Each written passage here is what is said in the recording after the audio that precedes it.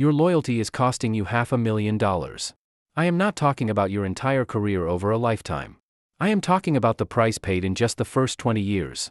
Here is the bitter truth: your company is relying on that exact loyalty. They have done the math. They know exactly how much money you will leave behind on the negotiation table by staying.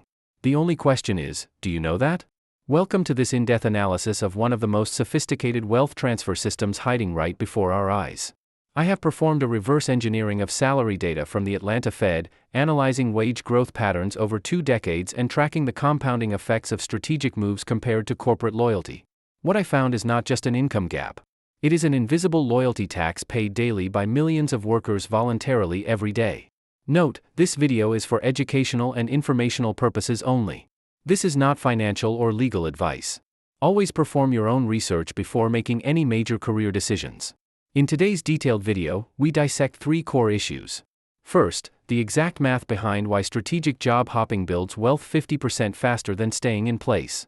Second, the 3-move strategy that compounds your salary by 20 to 30% every 2 to 4 years. Third, hidden psychology used by corporations to keep you paralyzed while your earning potential slowly bleeds out. This is not telling you to be disloyal. It is understanding that corporate loyalty is often a one-way street, and they bet you will not realize it until it is too late. By the end, you will know when to leave, how to go, and why numbers always favor those who dare to change. Part 1: The lie about hard work and the numbers that speak the truth. Let us start with the lie taught in school: work hard, prove your value, and raises will come. Reality? They don't. According to data, average annual raises for employees staying at the same company range from 3 to 5%. Sounds reasonable? Until you compare it to inflation. It barely keeps you from getting poorer, it does not make you wealthy. Meanwhile, strategic job hoppers secure 10 to 20% increases. In high-demand fields like tech or finance, this can reach 38%. Look at 2023 data. Job switchers received a 7.7% average increase, while stayers received only 5.5%. That is a 2.2 percentage point gap. You might think, is it worth the risk? Remember, this is compounding. Why does this gap exist? After the Great Resignation, the market cooled. Companies no longer compete as fiercely. However, one thing never changes: the compounding effect of strategic moves. Let us do specific math. Suppose you start with a $60,000 salary. Scenario A: you stay, a loyal employee, receiving 4% annually. After 5 years, your salary is $73,000. Scenario B: you make 2 strategic jumps in that time, each increasing 15%. After 5 years, you are at $90,000. The gap is $17,000 annually. Forever. Why forever? Because every future raise and bonus is calculated from that $90,000, not $73,000. You are not just earning more now, you are elevating your entire financial trajectory for life. Now, look 20 years ahead. The loyal employee reaches $140,000. The strategic hopper hits $280,000. This is generational wealth. It is college tuition, your dream home, and financial freedom 10 years earlier. Part 2: Retention optimization. Why do companies let this happen? Don't they know math? They know very well. HR departments have spreadsheets showing the savings. They save by giving you 4% instead of hiring a replacement at a 15% higher market rate. They call it retention optimization. You call it loyalty.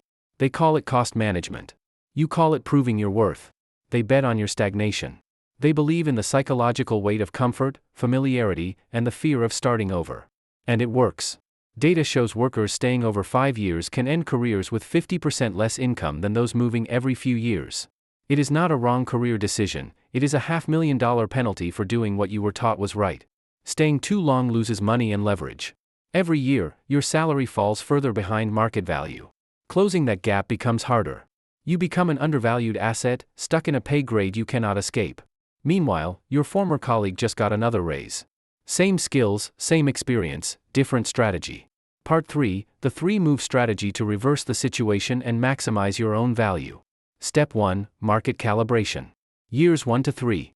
Goal: establish your base market value. Learn what your skills are worth outside. First-time hoppers see 11 to 15% increases.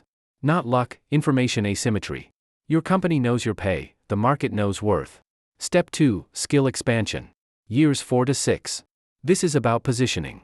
Target roles adding high-value skills like leadership or tech. This compounds earning potential because you become more expensive to replace.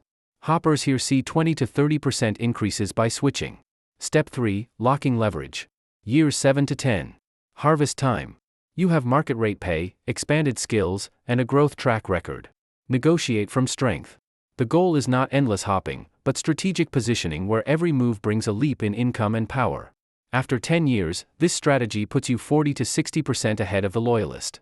The gap widens from higher bases. Part 4. Tactical Execution Guide. How to do this without burning bridges. Follow these 5 execution steps for professional success. Step 1. Set a market value check reminder. Every January, spend a day researching salaries via Glassdoor, LinkedIn, or Levels.fyi. If you are 10% below market, that is a red flag to start acting. Step 2. Build options before needing. Update LinkedIn quarterly. Keep your network warm. Attend networking coffees even when happy.